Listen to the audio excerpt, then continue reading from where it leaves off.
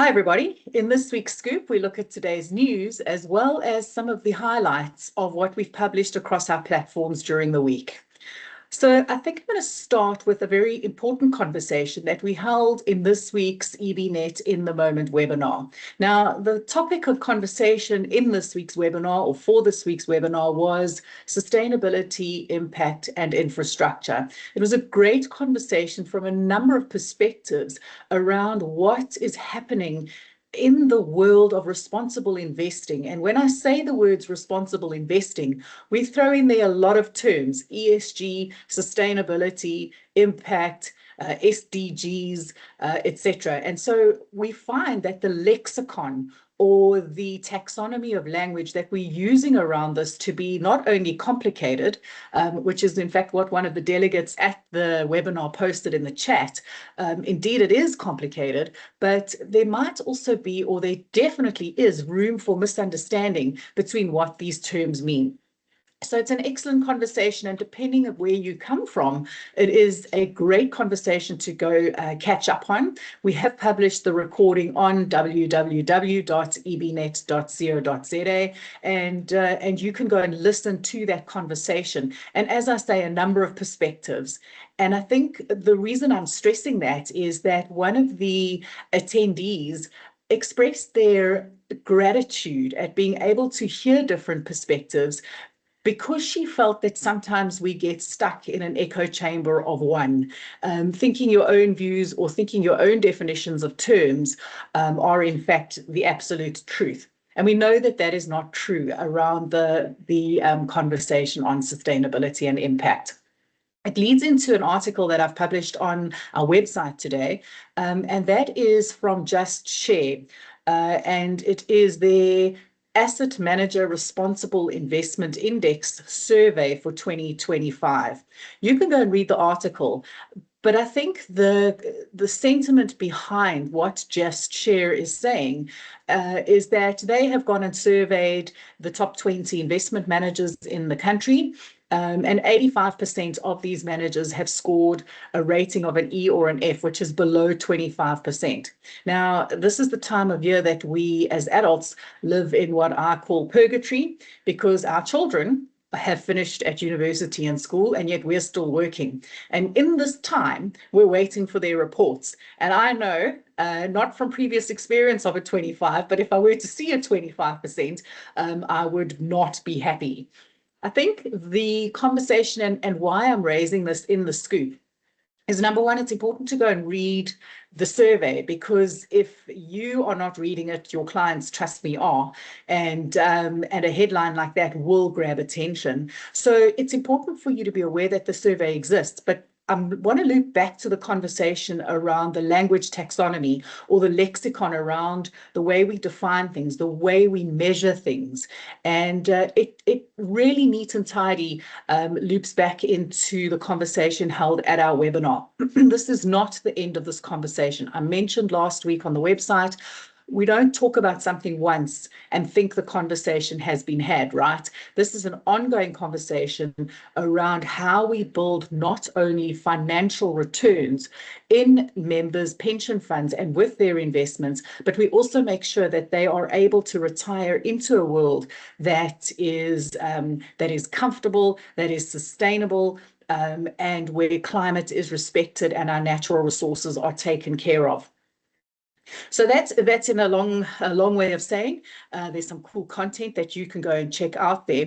I want to also highlight some of the most clicked on articles on our website during the week, starting with the Van Wyk decision. That's the one around parental leave, where there have been a number of questions that have been asked, varying from how are we going to know who's taking what amounts of leave, and all the way through to how are we paying, does UIF cover this?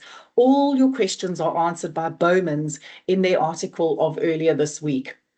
We had other reporting or research published this week. It was a joint research findings report from the Financial Sector Conduct Authority and the Prudential Authority, where they looked at AI in the financial sector. No big surprises I won't give you a spoiler alert, maybe I will, but the kind of conversation around governance issues, regulatory coordination, ethics and oversight, as well as the appropriate disclosures that the financial sector needs to make when using AI, were kind of the highlights that were picked up by this survey that they did and the research that they've done. You can go and check that out. I think AI, much like sustainability, is not going away. We've only started this conversation, but a couple of articles on AI posted during the week, together with some throwbacks to the conference content. That was the EBNet 2025 Evolutionaries Conference, where the topic was AI in what you do. So in the financial sector, the research findings by the regulators are really the theory, and the conference content that is also available on our site is really the action, and where the industry is in terms of implementing AI in investment management processes, in financial planning, in consulting advice.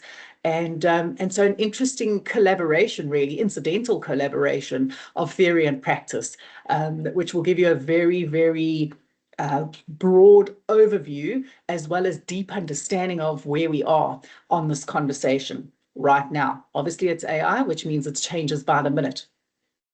Hiya, pals. Greetings from Sammy. EBNet is proud to bring you top quality content from experts across the financial services industry in South Africa and internationally for free. Your support helps us in doing this. All we ask is that you subscribe to our channel by clicking the subscribe button below, share this video with others you think will benefit from it, and give us a thumbs up if you are enjoying the content. That way you help us help you. Thank you from the team at EBNet. For more great content, please visit www.ebnet.co.za. Ciao, ciao, and bye-bye. We then have the King 5 corporate governance report, or code, that was recently published. And Lisa De La Harpe very kindly on Thursday provided us with an article that we published on her views around the 9-year tenure being the indication of really the expiration of independence. It's an interesting one, and we have published a couple of articles from various thought leaders and legal experts in the industry around this. And I do want to bring this to your attention and surface it to you, because next year we will be running one of our webinars on the independence of trustees. And it's going to be a good one. And I think this conversation will be fleshed out over the coming months. And we can expect some boards or different boards to do different things. But be aware the King 5 Code in Principle 5 talks about, or for the first time in our governance frameworks. I don't want to call it a legislative framework because King is not legislation, but in our governance frameworks and best practice and codes of conduct, we're talking about a limit of 9 years. And so how independent can you be on a board if you've been there for more than 9 years? Because groupthink is a thing, right? Staying with Sanlam, another great article this week was from John Anderson, as he looked and unpacked the annuity choices that retirees are faced with right now. And it's not the usual conversation around living or life annuities. It is a bit of that, but it's more set in the context of 2025's crazy investment markets. And so a different view, and a very relevant view for those of you who are guiding individual clients as they retire, or dealing with your aging parents, which is something that we all are at the moment. I think that, speaking of markets, and let's just stay there for a little bit, one of the most clicked on articles this week was from 91, where they talked about the emerging markets moving from the periphery into center stage. It's an excellent article if you want to understand the economics and the macros right now.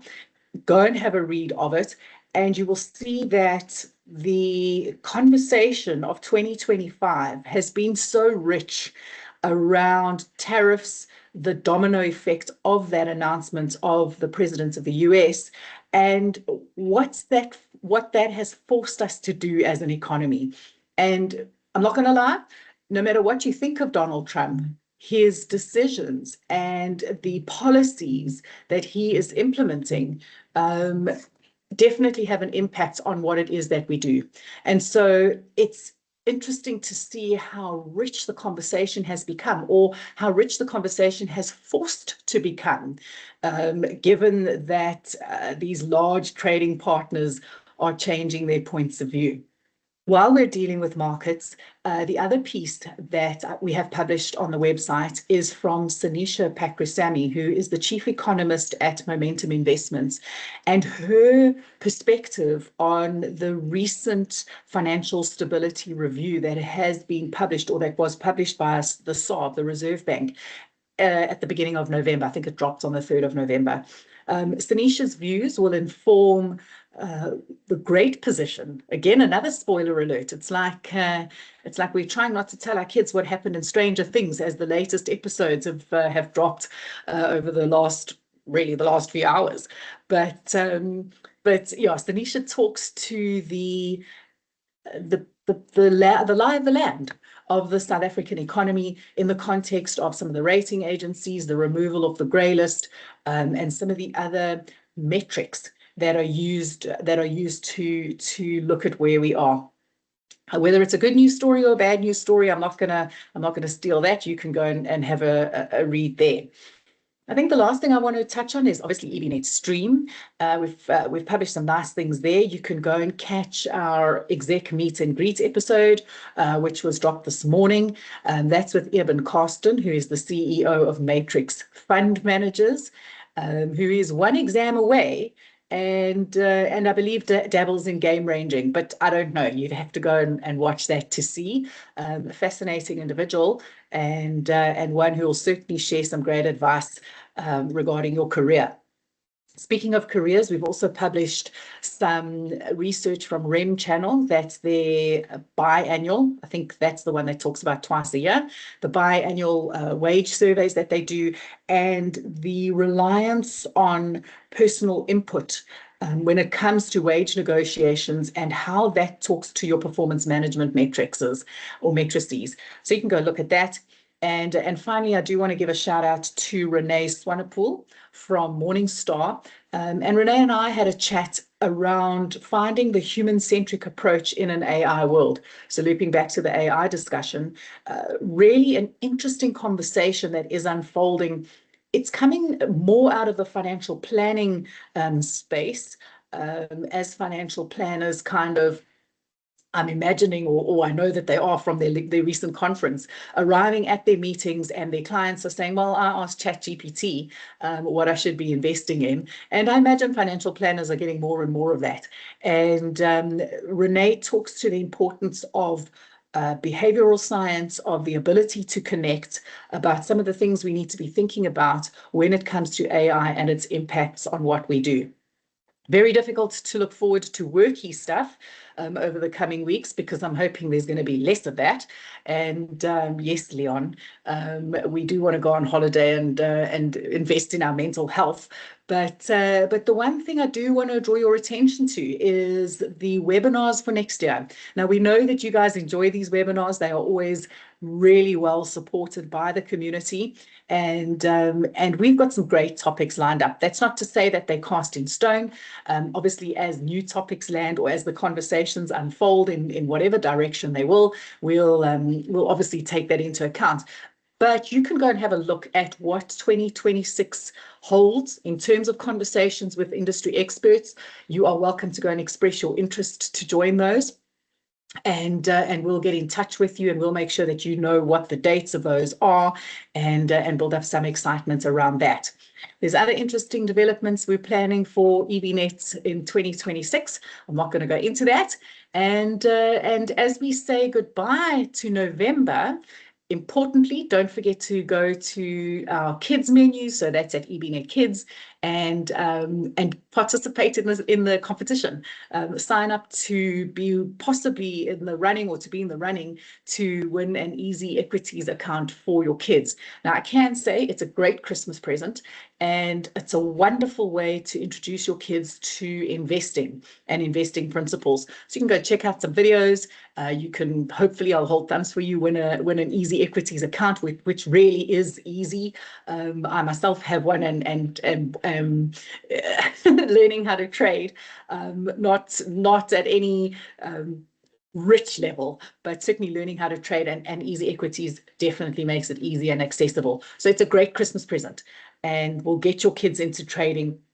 So go and enter that competition. But we've got some fantastic initiatives lined up to roll out in 2026. Until next week.